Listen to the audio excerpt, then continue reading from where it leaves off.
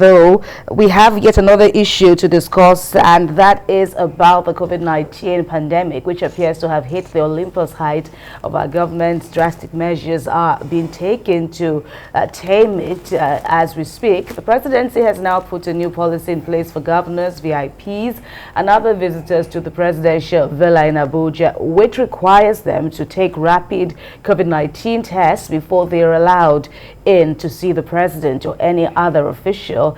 According to the presidency, these measures became needed as a result of the global spike in the rate of infections of the Omicron variant and the recent development in the villa, which saw some officials and aides of the president testing positive for COVID-19 and has been said the Aso Rock, or the presidential seat, is not the only place here in Nigeria. Across the world, we've also seen COVID-19 striking the presidential aides and all that. But for you, even beyond Aso Rock, here in Lagos and elsewhere, there are concerns mounting. The festivities that just ended, there was alarm at the level of lack of caution that many exhibited as they celebrated the New Year.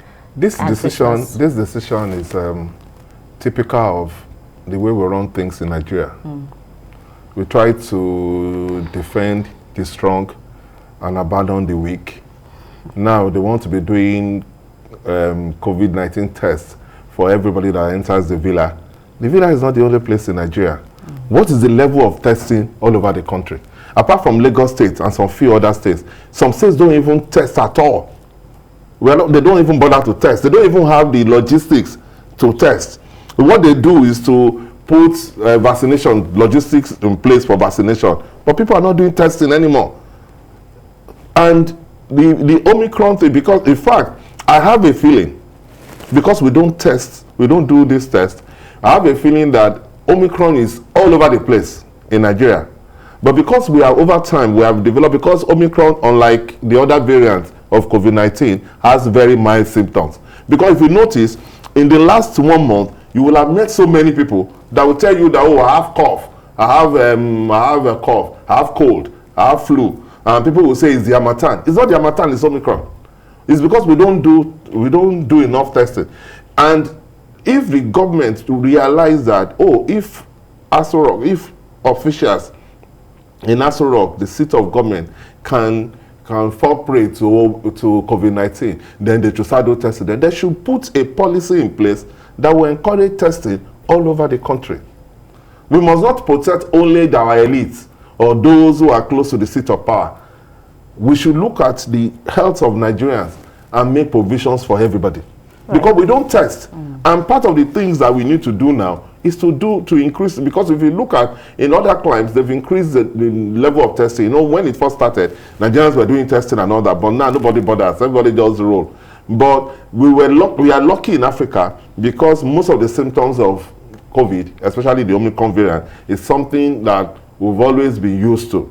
Malaria, fever, headache. So over time, we have built these antibodies that assisted us in doing this. Because over the last 1 month, I've met so many people that have this cold, cough, you know, and that's the main symptom of the Omicron variant.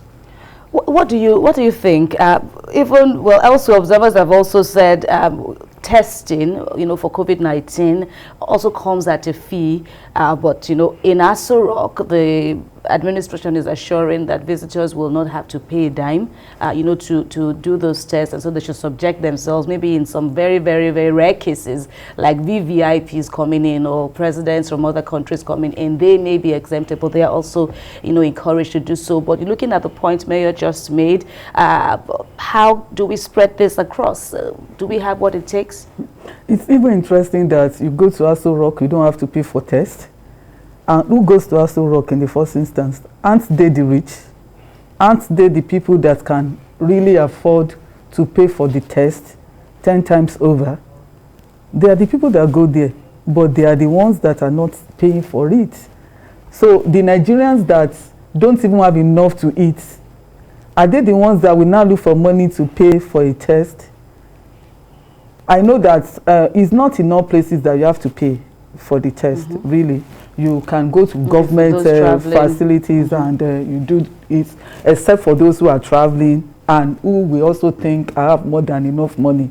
That is why they want to travel in the first instance, which shouldn't be. It's not everybody that travels that really have money. There are different reasons for one to travel. But I think the point that we should just emphasize is that we should increase our level of testing and also encourage people to be vaccinated.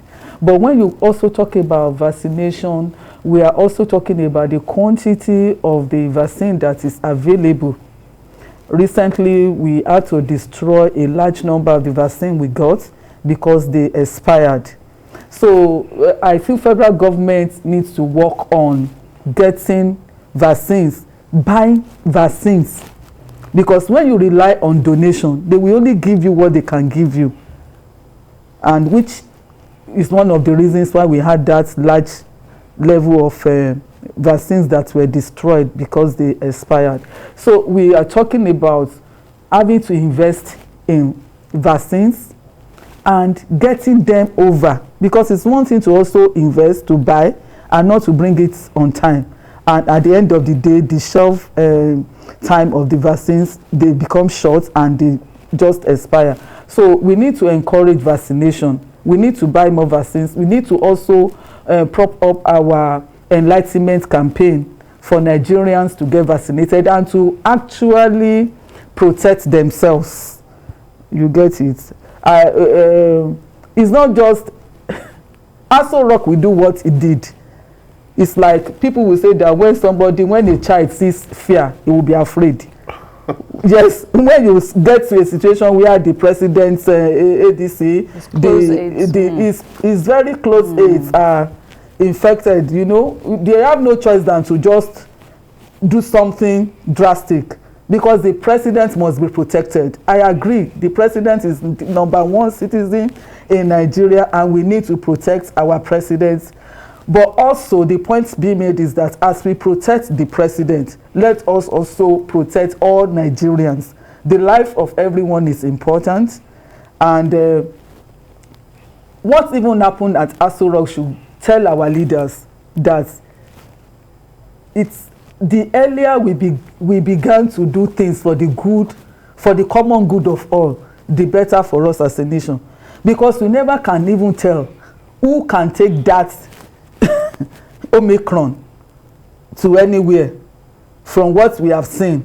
You get it? And even saying that some VVIPs should not be tested, I think everybody should be tested because the Omicron won't even write it. It does not respect VVIP. It's Omicron is Omicron. It can affect anybody. So you don't say that some very, very important personalities, they are not, because they are very, very important, does not, the president of which country now was just South Africa was just reported to have contracted it with his wife. So what are we talking about? Are they not very, very important personalities? So I think everybody should be. But seeing how the first, second, and third wave, people are describing this as the fourth. What lessons should we learn? Yes, indeed, Nigeria and some parts of Africa, have been spared from the full onslaught of COVID-19. But with the latest variant, being said to be deadlier than the former, and with this one looming, they're talking about the recovery rates not as lower than it is, for the earlier variants now. So what should we be looking at? There is still, an obvious level of is it apathy? Some people call it apathy. Yeah. Some people call it, is it disbelief as to the existence? I think the government started very well, especially Lagos State government. They started very well, and they were able to put testing in place, isolation centers and all that, and they were able to handle the first wave, which was the deadliest. But after some time, the antibodies started kicking in, so it was not as deadly as it was in the first wave.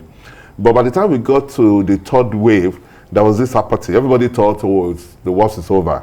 And we started with our parties, with our jollification, and everybody was just moving around as if there was no COVID again. You understand? And then coupled with the fact that there are still some people who just didn't believe in it.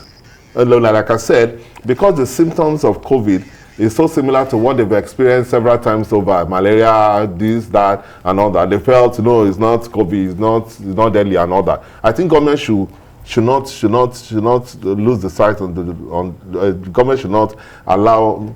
They must continue to what they were doing, still try to educate people and let them know that this Omicron we are not out of the woods yet. All right.